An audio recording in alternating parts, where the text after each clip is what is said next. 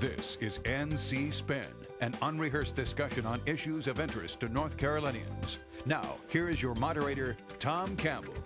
Welcome. You've heard and read the spin the media and the politicians have put on the issues of the day. To get the correct spin on what's going on in North Carolina, let's introduce you to our panel of experts. They include political analyst Kirk, syndicated columnist John Hood, Chris Fitzsimon from NC Policy Watch, and one of our favorite journalists, Cash Michaels from the Wilmington Journal and the Carolinian. Well, everybody's trying to make up for lost snow days, including NC Spin, so this week our show talks about two court cases and how they might impact our state. We'll discuss economic incentives and whether they're working and whether they widen the gap with two North Carolinas. And if we have time, we'll cover the FCC ruling to allow Wilson's internet service to expand. We've got a full house, so let's get started. We've talked before about how the courts are having such a big impact on our lives. We've got two cases to prove it this week. In the first, a Wake County Superior Court judge said he couldn't make a final ruling on the admissibility of the state's voter ID law and essentially kicked it down the road to a more complete hearing this summer. In the second and perhaps more far-reaching case, the NC Supreme Court heard arguments about the state's school vouchers program and whether it illegally uses public funds for private purposes. Cash, let's start with the voter ID ruling. Judge Morgan said those wanting to strike down the voter ID law had failed to show that having a photo ID created a financial sacrifice on a person's ability to vote. But then he said that the state hadn't convinced him to throw the case out. What do we know now that we didn't know before this ruling? You know, listening, or I should say reading the Judge Mike Morgan and his decision on this, interesting argument was put about that the qualifications for being a voter in North Carolina are pretty simple. Per the North Carolina Constitution, you need to be 18, need to be a citizen, not be a felon unless your citizenship has been given back to you, and that's pretty much it. Resident of the state. Yeah.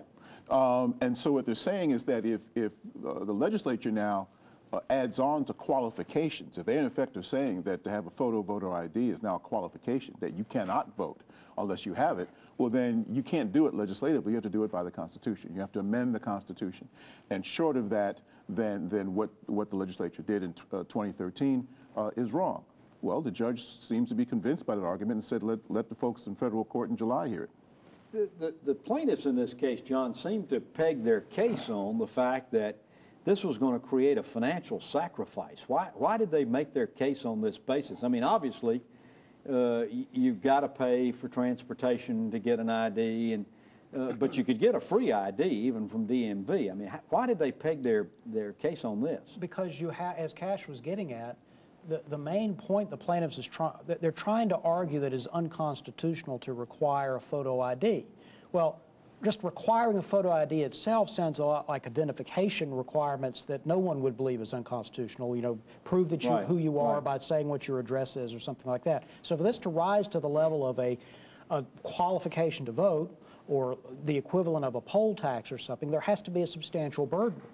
And I think that's what the judge decided. It's not the merits of the case per se, but that there's an argument to be made here. Let's hear the evidence about whether the burden that the ID requirement constitutes is actually something that is more than just incidental. The state's argument is, the defendant's argument is, the folks who can't afford to get the ID, it's provided for free. There are lots of other kinds of things that voters can get easily. So I think actually it was a good decision to go to trial. But Chris, if he says it's not unconstitutional to have a photo ID, then why then does he say the state hadn't convinced him to throw the case out? Well, because we have to decide whether or not getting the photo ID, the act of doing it, is a qualification and something that the Constitution doesn't list. So he didn't rule on that aspect. No, and I mean, this case is going to keep going. And I do think it's good news no matter what you think. We need to resolve this in the courts. It needs to go all the way up in the courts, and I think it will. So we don't know much more than we did other than this is going to proceed in the courts.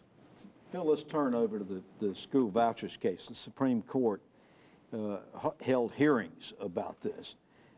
In reading the transcripts and seeing the reports on what they read, can we tell anything from their questions about how they might be leaning in this verdict? Well, I'll have to admit I haven't read the transcripts, and I have no idea how they might be leaning. I've had a number of people on both sides talk to me about it, and they think that their side's going to win.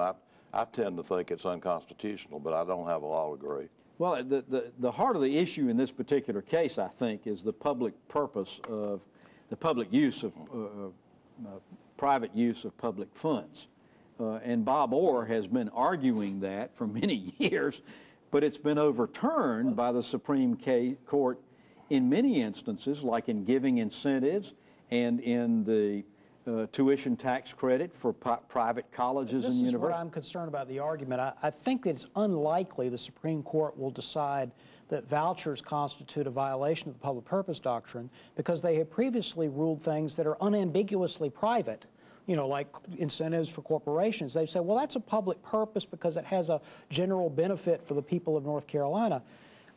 Given the past precedent the court has established in other cases, unfortunately cases I agreed with former Justice Orr about, but the court did not, I'm afraid that the plaintiffs are going to have a very difficult Chris, they keep raising this issue about the fact that these private schools don't have any kind of certification. They don't have to have any kind of standards. How important is that? Well, it's another part of the case, I think, whether or not that they're, every child is guaranteed a sound basic education, and if they're using public dollars in a completely unaccountable system, that was what one of the plaintiffs' attorneys raised during the case. I think it's certainly a question we're going to have to deal with. The decision is that a constitutional question or is that a policy question?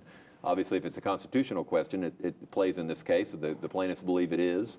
I think it should be, but it may end up, the court may rule that that's a decision that the General Assembly has to make. These schools are wholly unaccountable, and there's a lot of stories about things that they teach. There's also schools that are actually home schools that are using these funds that shouldn't be. So, Phil and Cash, what happens if the court says vouchers are okay? I mean, is this going to be expanded, or are we just going to see more and more of this, or what's going to happen? What it means that you and I can open a private school tomorrow.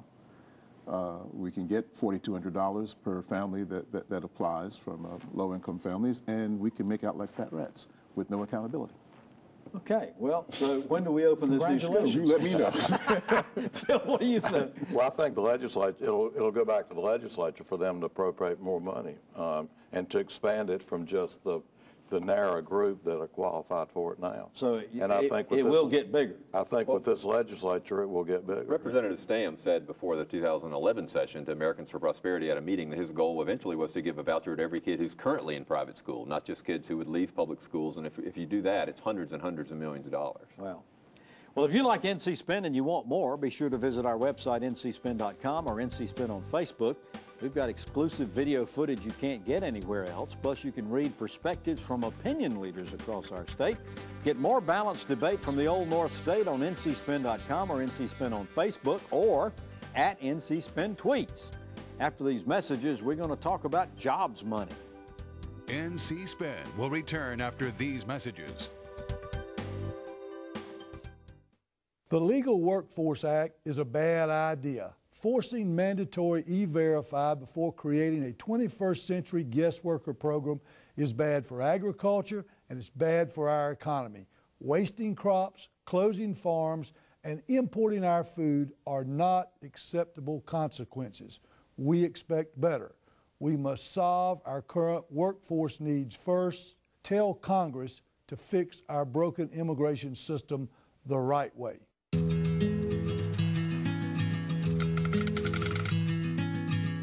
The cost of everything has gone up dramatically over the last 75 years.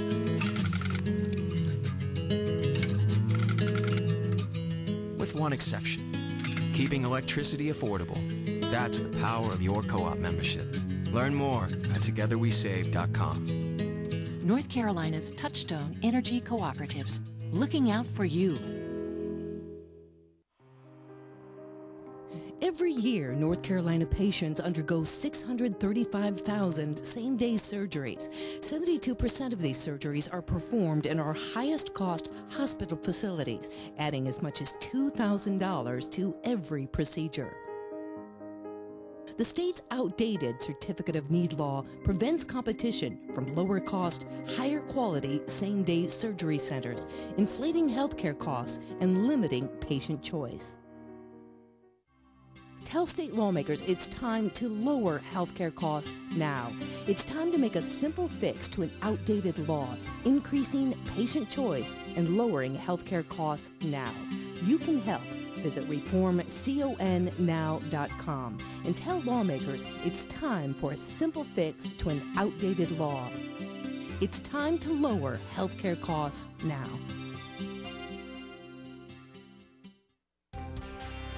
We now return to NC Spin. The North Carolina House filed an economic development bill to expand the incentives Governor McCrory says we need because there are employers looking to come to North Carolina, but they might pick other states if we don't ante up the incentives money. We want to talk about what it does and doesn't include, but Senate leaders are asking some interesting questions, including whether these JDIG, or Job Development Incentive Grant funds, actually create new jobs in North Carolina or just transfer existing employees from other states. And the Senate also wants to know the success rates of the company that get the grants and why only 9% of them go to rural counties. Phil Kirk. The House bill will dramatically increase this JDIG funding and continue the sales tax cap for American Airlines to purchase gas, but it doesn't include the film tax credits or the historic preservation credit the governor wants. What's your reaction to this bill and the Senate's questions? Well, overall, I think that the bill's needed. I don't like incentives. Commerce Secretary Scarvala said this week nobody likes incentives.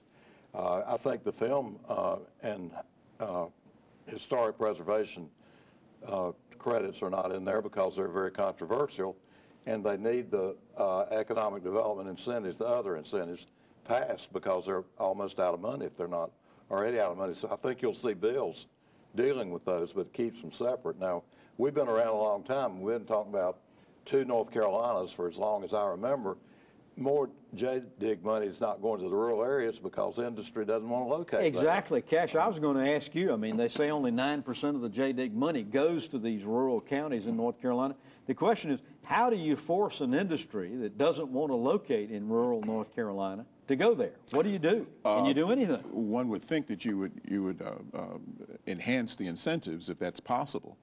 I've been to some of these counties on a Truth and Poverty tour a couple of years ago, and there's no question that you have people who are leaving these counties because there's nothing there. The infrastructure is horrible. They need these industries there, yet you have industries that say, well, the folks there aren't educated, or they're just not the kind of workforce we want. It's almost a catch-22. Exactly, and so you have to put more incentives on the table, but the Senate doesn't want that. Yeah.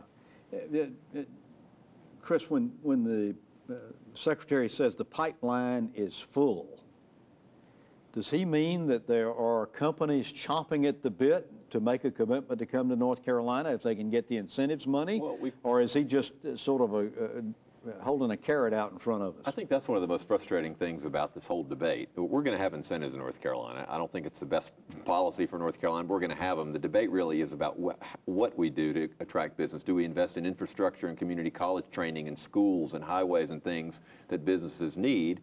And JDIG is, let's be upfront about that, it's way better than it used to be when we just give them all cash. Right. At least now they get a tax credit for jobs that they actually create.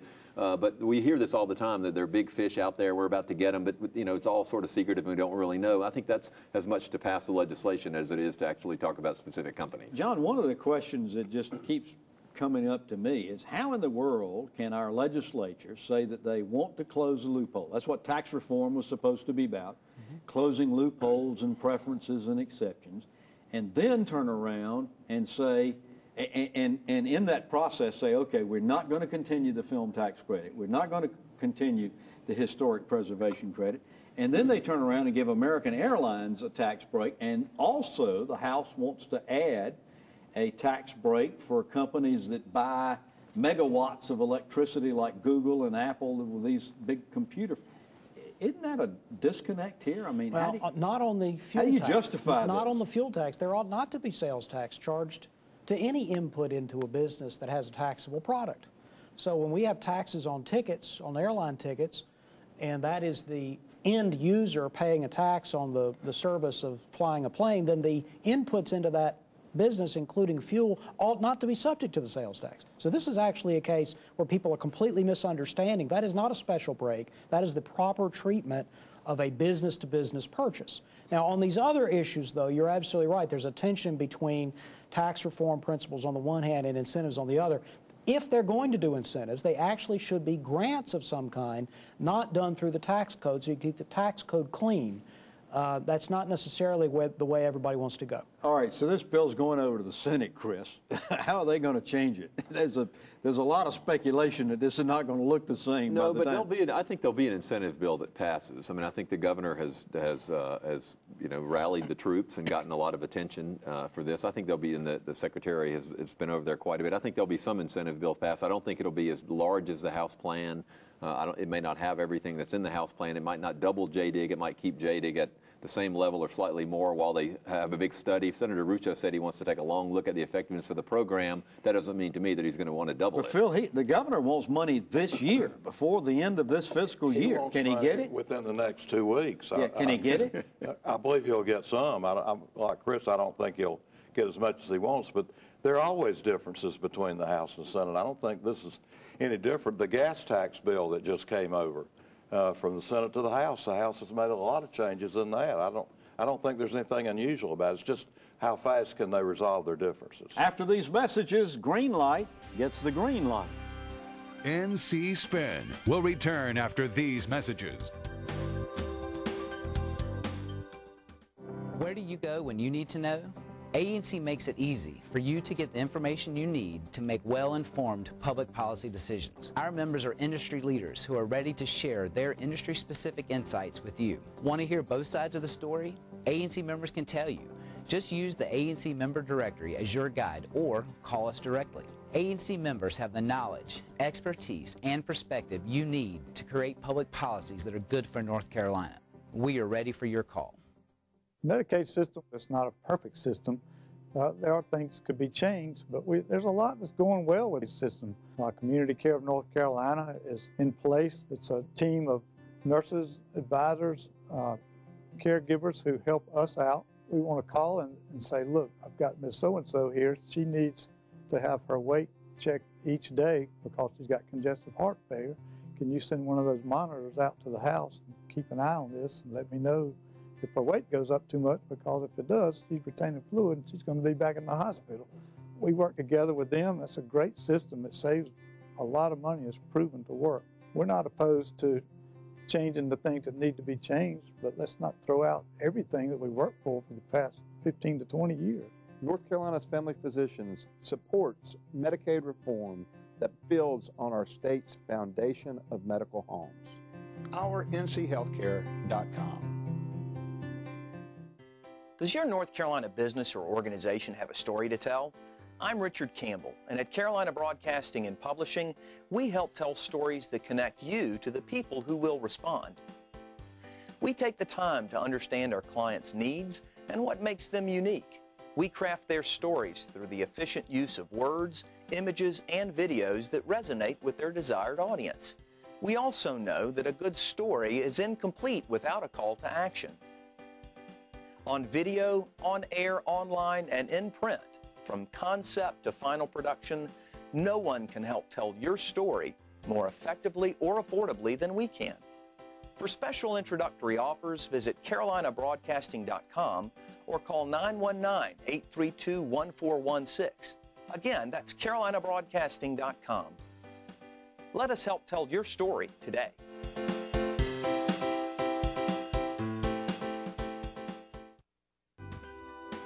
We now return to NC Spin. The legislature passed a bill that prohibited local communities from offering broadband internet services to their residents after the city of Wilson started Greenlight. The law also prohibited them from expanding. Wilson took the case to the Federal Communications Commission, and the FCC ruled against the law, said Wilson could expand outside their city limits. But Senator Tom Tillis, who was House Speaker when the law was passed, said he was going to sponsor legislation in Congress to prohibit municipalities from offering broadband services that lost money. I want to ask each of you, go around the horn, what do you think of this ruling and the possible legislation that might follow? John, I'll start with you. I hate the ruling and I like the legislation. I do not think the FCC should have intervened here to essentially prevent states from reining in local governments. That's what happened here. The state creates local governments and determines. It's not like the relationship between the federal government and the states. This is a different relationship. And the state says not to local governments, not that they can't have municipal-owned telecom utilities, because they can, but that they can't do certain things. They can't use eminent domain the wrong way. They can't use pots of money from utility receipts to fund this. They have to issue voter-approved debt. So it wasn't a prohibition against expanding programs. It was a prohibition against certain ways that localities would like to expand the programs. The FCC said, never mind, states don't have authority here. Phil, what's your reading on it? I just philosophically have always had generally have had a opposition to government competing with the private sector. So, Chris, yours? Well, my feeling is that there are areas in North Carolina that are doing terribly economically. We just talked about business incentives. There are areas that Time Warner Cable and other places don't want to serve with high-speed broadband. I think we're getting to the point where internet access is a utility and that people need that for economic development. They need it to do their jobs. They need it to grow economically. And if a private business can't make it profitable, people who live there still need that utility. And I think they should be provided. There's a great story not long ago about a guy who lived just over the line in Nash County whose business was being affected because he couldn't tap into the Greenlight program because he was in Nash County, and that's costing us jobs. What do you think, Cash? I agree with this handsome young man over here.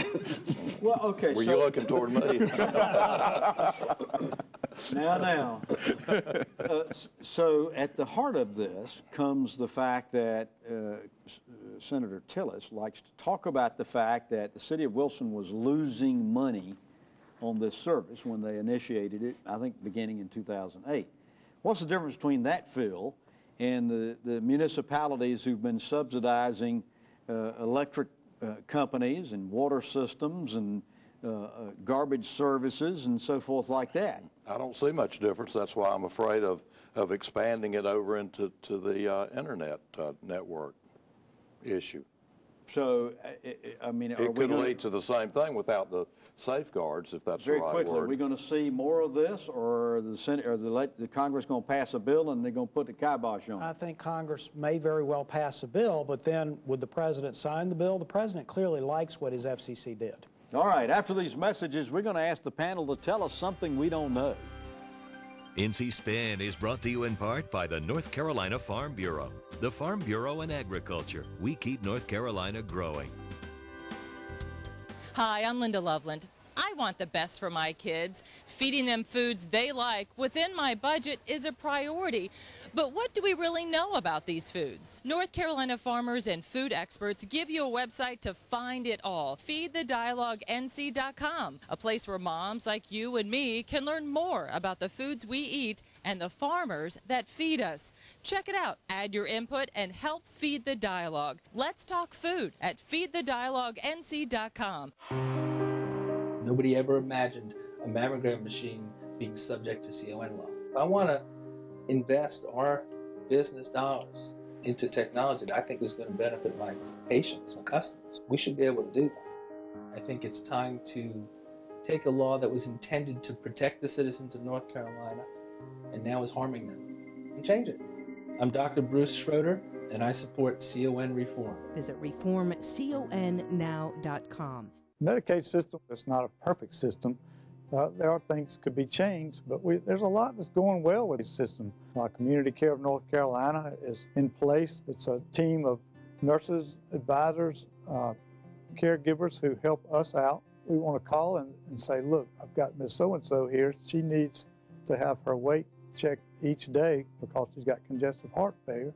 Can you send one of those monitors out to the house and keep an eye on this and let me know if her weight goes up too much, because if it does, she's retaining fluid and she's going to be back in the hospital. We work together with them. That's a great system. It saves a lot of money. It's proven to work. We're not opposed to changing the things that need to be changed, but let's not throw out everything that we worked for the past 15 to 20 years. North Carolina's Family Physicians supports Medicaid reform that builds on our state's foundation of medical homes. OurNCHealthcare.com. We now return to NC Spin. Now comes a part of the show we enjoy every week when we ask the panel to tell us something we don't know. We don't know what they're going to say. So, Chris Fitzsimon, I'll ask you. Tell us something we don't know. Well, I'm even more alarmed than I had been at the creation of a virtual charter school, 2 virtual charter schools in North Carolina, recently approved by the State Board of Education at the direction of the General Assembly. There was recently a report out of California, the California Virtual Academy, run by K-12 Incorporated, which is one of the 2 companies opening a virtual charter here. It found very low achievement rate, found more dropouts in high school than graduates, but most shocking, it found that many kids were literally signing on to learn for a minute or 2 a day and were counted as being in school all day, so K-12 was getting millions of dollars from the state of California. This is happening in other states too, and we're going to have this company doing this in North Carolina next fall thanks to a secret provision snuck into the budget last year. My question to you is, because you've been articulating this all along, Right. your concern about these virtual charter schools. Why ain't anybody listening that can do anything about it? Well, part of the problem is the General Assembly ordered the state board to approve 2 proposals. One is from Pearson, which I still don't like, but at least the company has a much better track record and some safeguards in place. K-12 has a very checkered history. There were only 2 proposals. The General Assembly said you have to approve 2, so we have a bad company who's going to be coming here. Cash, tell us something we don't know. Israeli Prime Minister Benjamin Netanyahu has been invited by the North Carolina General Assembly to, well, no, you don't want to hear that one. All right, let me go another way.